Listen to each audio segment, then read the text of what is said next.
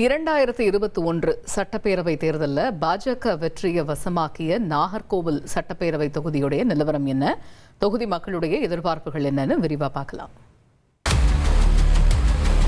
மக்களே, உங்க தொகுதி பத்தி கொஞ்சம் தெரிஞ்சுக்கோங்க.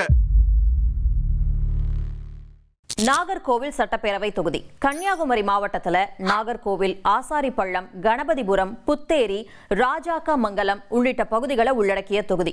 இந்த தொகுதியில நகர்பகுதிகளில் வியாபாரமும், கிராம பகுதிகளில் விவசாயமும் மக்களுடைய பிரதான தொழிலா இருக்கு. கடலோர பகுதிகளில் மீன்பிடித்தல் முக்கிய தொழிலா இருக்கு.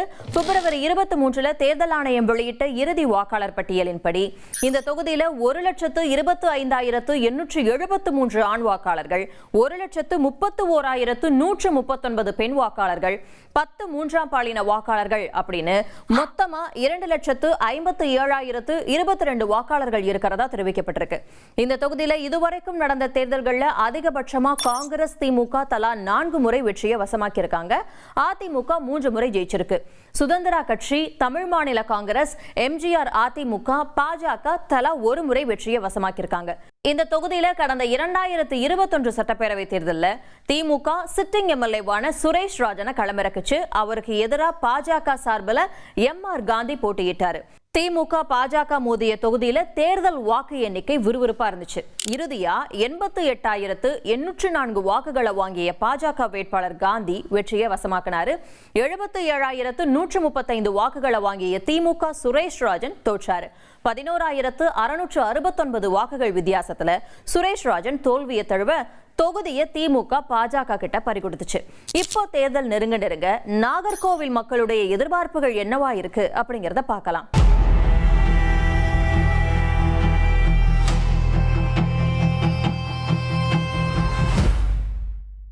டூரிசம்க்கு இம்பார்ட்டன்ஸ் கொடுத்து ஒரு 3 வகையாக டூரிசமாக பண்ணலாம். ஒன்று ஆன்மீக சுற்றுலா, இன்னொன்று நிறைய டூரிஸ்ட் பிளேசஸ் போகிறாங்க. நம்ம அட்வர்டைஸ் இதுவரைக்கும் வந்தது போல் எனக்கு தெரியல. கன்னியாகுமரி டிஸ்ட்ரிக்டில் உள்ள அட்வர்டைஸ் பண்ணணும். ஏன்னா இப்போ மகாராஷ்டிராவுக்கு கொடுக்குறாங்க, கேரளாவுக்கு கொடுக்குறாங்க, அது போல் கன்னியாகுமரி டிஸ்ட்ரிக்ட்டுக்கு மட்டுமே கொடுக்கணும். நாகர்கோவில் மாநகரத்தை பொறுத்த வரைக்கும் பார்த்தீங்கன்னா போக்குவரத்து நெருக்கடி இன்னும் அவங்களால முழுமையாக தீர்க்கப்பட முடியாமல் இருக்கிறது. செட்டிக்குளத்தில் ஒரு ரவுண்டானா அமைக்கணும் என்பது மக்களுடைய நீண்ட நாள் கோரிக்கையாக இருக்குது. ஆனால் அதை நிறைவேற்றவும் இன்னைக்கு தவறி வராங்க. குமரி மாவட்டம் ஒரு விவசாய மாவட்டம். எனவே இந்த பகுதியில் ஒரு விவசாய கல்லூரி அமைத்து விவசாய படிப்பினை மேம்படுத்த வேண்டும் என்று குமரி மாவட்ட மக்கள் விரும்புகிறார்கள். அதுபோல இந்த மாவட்டம் மிகப்பெரிய கடற்கரை மாவட்டம். நீண்ட தென்னை மரங்கள் வளரக்கூடிய ஒரு தென்னை விவசாயம் நடைபெறக்கூடிய ஒரு மாவட்டம். இந்த மாவட்டத்திலே இருக்கக்கூடிய தென்னை மரங்களை பாதுகாக்கக்கூடிய வகையில் ஒரு தென்னை ஆராய்ச்சி நிலையம் அமைக்கப்பட வேண்டும். தார் சாலைகளுக்கு 3 ஆண்டுகள் உத்தரவாதம் சொல்றாங்க. 1.5 ஆண்டுகளுக்கு மேல அது தாக்குப்பிடிக்கிறது கிடையாது. இது காரணம் தரம் இல்லாதது. இந்த தரத்தை பத்தி அரசு கண்டுகொள்ளாததும் பெரிய ஒரு வேதனையா இருக்கு.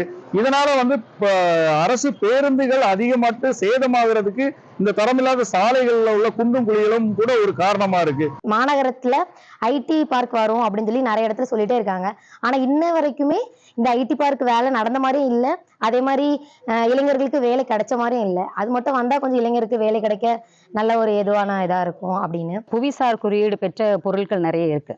உதாரணத்துக்கு பார்த்தீங்கன்னா கிராம்பு, தேன், மட்டிப்பழம், தேங்காய். இதை பிரத்யேகமாக நம்ம குமரி மாவட்டத்திற்கு பிரசித்தி பெற்ற தேங்காய்னு சொல்லலாம். இது மாதிரி உள்ள பொருட்களை மதிப்பு கூட்ட பொருட்களாக மாற்றுவது மூலமாக இந்த பொருட்களை நம்முடைய சந்தைகளை மட்டும் இல்லை, வெளிநாட்டு சந்தைகளிலும் ஏற்றுமதி செய்து அதன் மூலமாக நம்முடைய மாவட்டத்துடைய பொருளாதாரம் மட்டுமல்ல, நம்முடைய நாட்டின் பொருளாதாரத்திற்கும் பங்களிக்க முடியும்.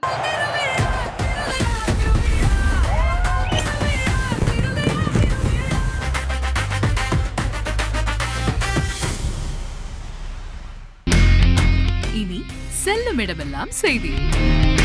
தந்தி டிவியின் வாட்ஸ்அப் சேனலை ஃபாலோ பண்ணினா செல்ல இருக்கும் இடமெல்லாம் செய்தி. இதோ QR கோட், இப்பவே ஸ்கேன் பண்ணுங்க, ஃபாலோ பண்ணுங்க.